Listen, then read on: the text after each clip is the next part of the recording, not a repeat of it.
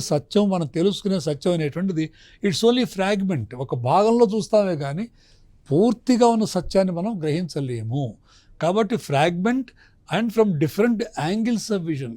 మా angle of vision ఒకటైనట్లయితే మరొక వ్యక్తికి మరొక యాంగిల్ ఆఫ్ విజన్లో అదే సత్యం గోచరిస్తుంది. ఉదాహరణకి ఒక ఏనుగుని నలుగురు గుడ్డివాళ్ళు అర్థం చేసుకోవటానికి ఏనుగు ఎలా ఉంది అనేటువంటిది వాళ్ళు డిస్క్రైబ్ చేస్తారు. ఇది మనం చాలామంది వినే ఉంటాం. ఒకళ్ళకి అది తాడులాగా కనిపిస్తుంది, ఎందుకంటే అతడు ఏనుగు యొక్క తోకబట్టు లాగుతూ ఓహో ఏనుగంటే తాడులాగా ఉంటుంది అనుకుంటాడు. ఇంకొక వ్యక్తి దాని యొక్క కాళ్ళు ముట్టుకుని ఓహో స్తంభంలాగా ఉంటుంది ఏనుగు అనుకుంటాడు. ఒకడు పొట్టబట్టుకుని ఇది ఒక పెద్ద బండరాయిలా ఉంది అనుకుంటాడు. అలాగే వాళ్ళకు ఒక్కొక్కళ్ళకి వాళ్ళ యొక్క అనుభవాన్ని బట్టి వాళ్ళకి సత్యం గోచరిస్తుంది. ఆ వ్యక్తికి అది సత్యం కావచ్చు, కానీ అదే సత్యం అందరికీ సత్యం అని మాత్రం అనుకోలేము అన్నమాట.